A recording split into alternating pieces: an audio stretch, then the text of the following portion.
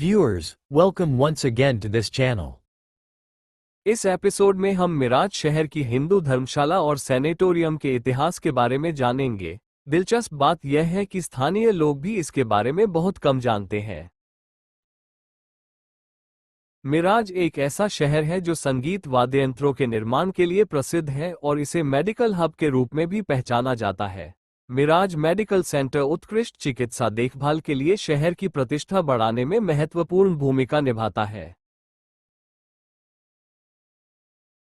इसके अतिरिक्त मिराज भारत के महाराष्ट्र के सांगली जिले में एक महत्वपूर्ण रेलवे जंक्शन है।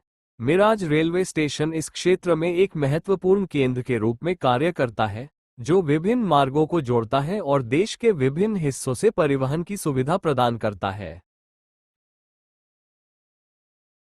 1490 के आसपास अहमदनगर, गोलकुंडा और बीजापुर के गवर्नरों ने बहमनी साम्राज्य से अपनी स्वतंत्रता की घोषणा की।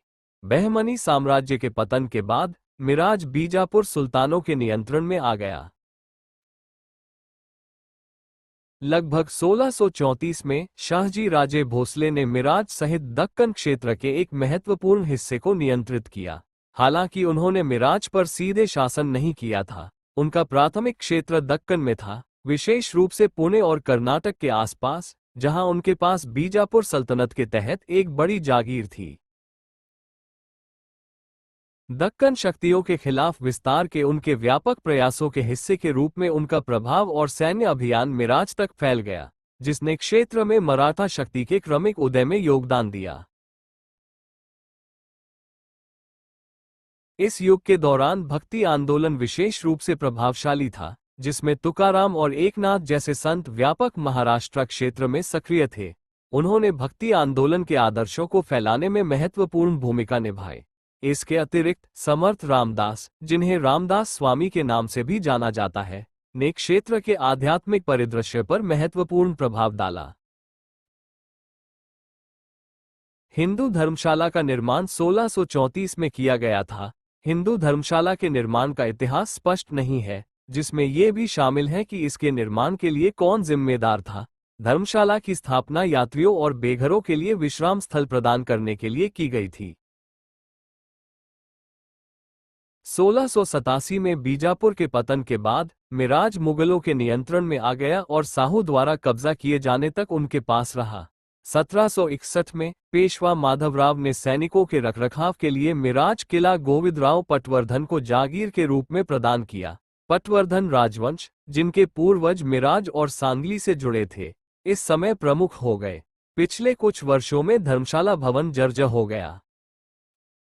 हिंदू धर्मशाला और सैनेटोरियम का पुनर्निर्माण 20वीं सदी की शुरुआत में किया गया था। इन सुविधाओं का निर्माण 1901 में पूरा हुआ था। इनकी स्थापना रोगियों और उनके परिवारों, विशेष रूप से प्रसिद्ध मिराज मिशन अस्पताल में इलाज चाहने वालों के लिए आवास और देखभाल प्रदान करने के लिए की गई थी।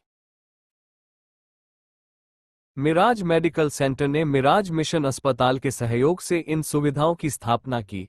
अस्पताल की स्थापना 19वीं सदी के अंत में एक कनाडाई missionary doctor sir William Wanless ने की थी। धर्मशाला और सैनेटोरियम का निर्माण रोगियों और उनके परिवारों, विशेष रूप से चिकित्सा उपचार के लिए दूर दराज के स्थानों से आने वाले लोगों को समायोजित करके अस्पताल के मिशन का समर्थन करने के लिए किया गया था। इन सुविधाओं की स्थापना समुदाय को व्यापक देखभाल और सहायता प्रदान करने के मिशन के एक बड़े प्रयास का हिस्सा थी। भारतीय स्वतंत्रता के बाद हिंदू धर्मशालाएं मुख्य रूप से रोगियों के बजाय उनके रिश्तेदारों और परिचारकों को समायोजित करती हैं। यह अस्पतालों के पास स्थित धर्मशालाओं के लिए एक आम बात है, क्योंकि वे अक्सर उन परिवार के सदस्यों के लिए किफायती आवास प्रदान करते हैं जो चिकित्सा उपचार से गुजर रहे रोगियों का समर्थन कर रहे हैं। समय के साथ यह स्थान और आसपास का व्यवसायीकरण हो गया है। सबसे सटीक और नवीनतम जानकारी के लिए सीधे धर्मशाला से संपर्क करने की सलाह दी जाती है। इस वीडियो को देखने के लिए धन्यवाद। भारतीय इतिहास के अनकहे और भूले हुए तथ्यों तक पहुंच पाने के लिए हम आपको इस चैनल की सदस्यता लेने के लिए प्रोत्साहित करते हैं। इस वीडियो की सामग्री, जानकारी और सामग्री केवल सामान्य जानकारी और मनोरंजन उद्देश्यों के लिए है।